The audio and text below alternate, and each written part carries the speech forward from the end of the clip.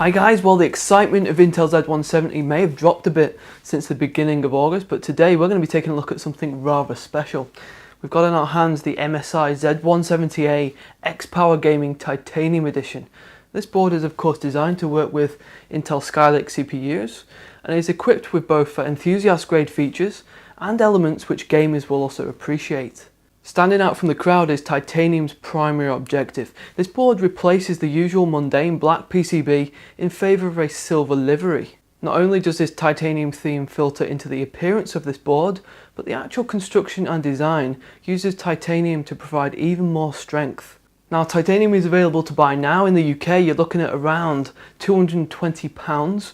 In the US, it's going to be approximately $300.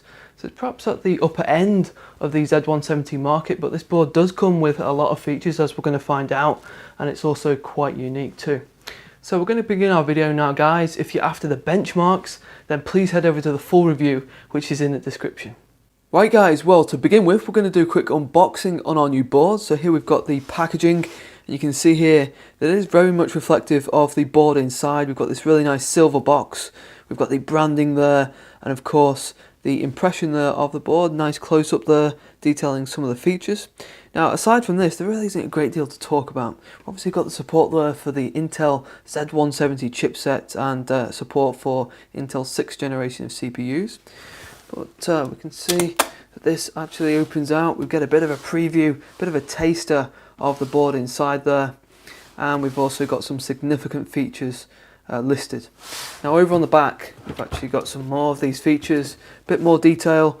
Some of these features you've probably seen on other Z170 boards. DDR4 boost. This one here is actually new for this particular board. OC dashboard, game boost, and then the OC design. And we've also got the specifications there for a bit more detail. And then going inside the box, first of all we've got this tray here for the motherboard. You can see nice plastic cover just to protect that during transit. I've got that cardboard tray for the board. More on that later. But inside here we've got the accessories box. So there's quite a few items inside here, and we're just going to go through them. First of all, we've got the cables. So we've got a total there of 6 SATA 3 cables. We have an extension cable for USB 3, flexible SLI bridge, the rear I/O shield, and that is black, and it's also got the labels for various items. And we've got the voltage checkpoint cables,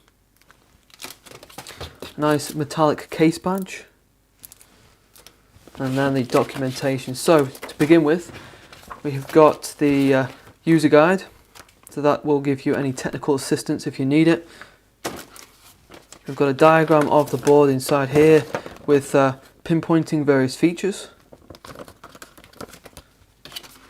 Got the labels there for storage, so perhaps if you want to identify which is your boot drive, that's a good idea for that.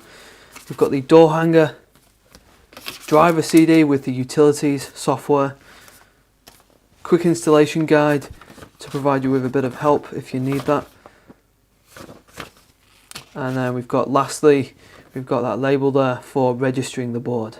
Okay, well here we have our Titanium Edition board. So straight off the bat, this is a big contrast to what we'd usually expect from a main board with that really distinct silver PCB.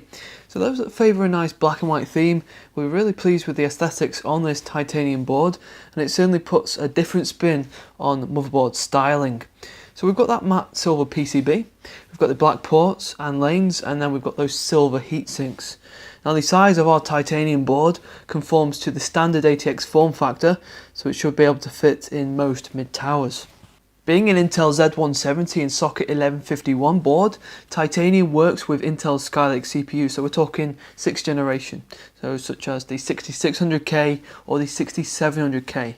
Now I've mentioned in previous Z170 reviews that those mounting holes there around the heatsink allow for coolers which are designed for the socket 1150 and 1155, since they use the same diameter.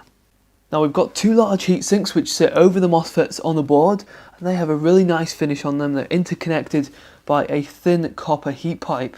Now around the socket there we've got the 16-phase digital power configuration, and it has to be said that all the components around the socket and indeed the board conform to military class 5. So we have Dr. Moss, titanium chokes, high C caps and dark caps. So in short, efficiency, durability and overclocking prowess are fully endorsed. And at the top of the board there we've got the CPU power, which consists of a 4-pin and an 8-pin connection socket. Titanium supports up to 4 DDR4 slots and can accommodate up to 64 gig. Now this board also supports up to 4000 MHz and has the usual XMP compatibility. Now as we've seen on other MSI boards, Titanium also supports the DDR4 boost. You can see there the traces from the CPU to the memory, and this isolates the circuitry and allows for the best signal delivery. Now around the memory we have some additional features. First of all, we've got those 2 CPU fan headers, we've got the BIOS flashback button and voltage checkpoints which pair up with a multimeter so that you can verify the voltages. And then we have this socket which works in conjunction with this handy little interchangeable OC dashboard. Now this dashboard gives us some advanced overclocking options such as the slow boot, go to BIOS and other things like the BCLK on the fly modifications. So it's quite a useful thing to have if you're going to be using this board perhaps on a test bench. Moving further on, we have the direct USB port, so this is easily accessible for those of you who are perhaps using a test bench and perhaps need to flash the BIOS or load in some extra drivers. We also have a USB 3.1 header to provide 3.1 functionality at the very front of your case.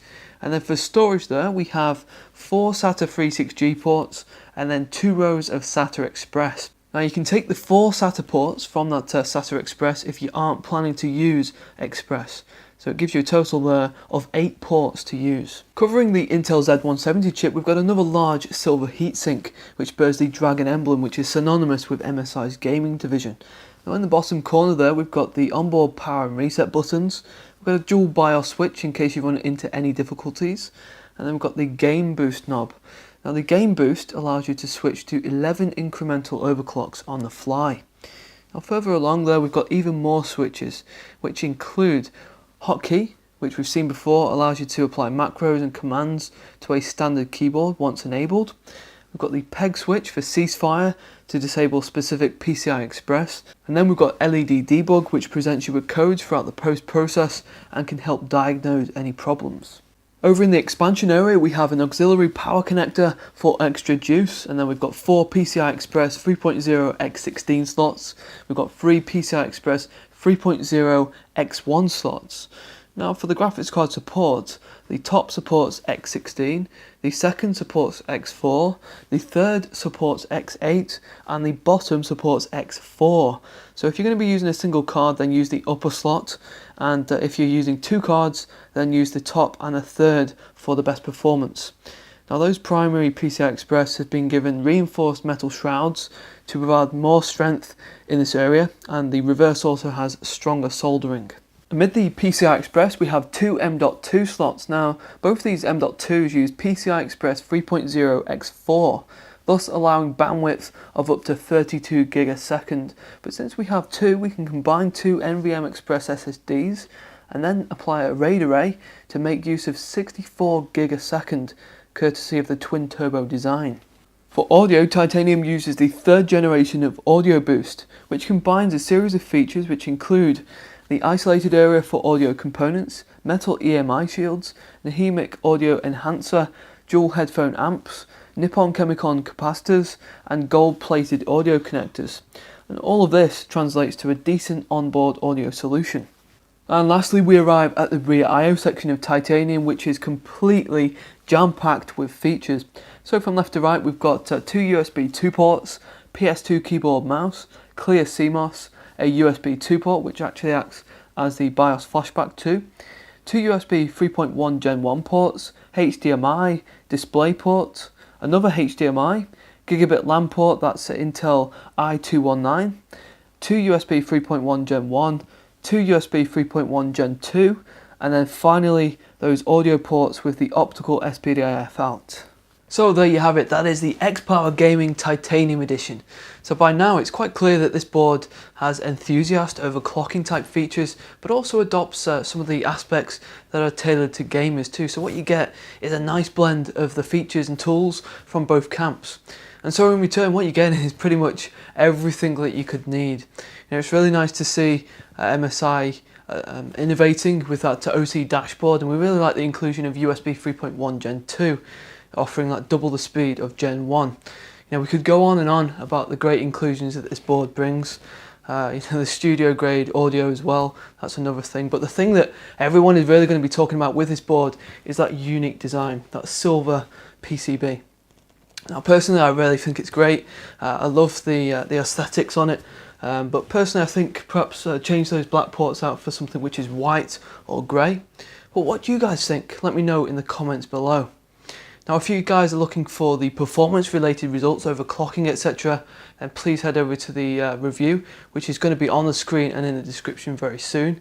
And that's pretty much it from me today guys. Thanks very much for taking the time out to watch today. Take care of yourself and I'll see you guys in the next video.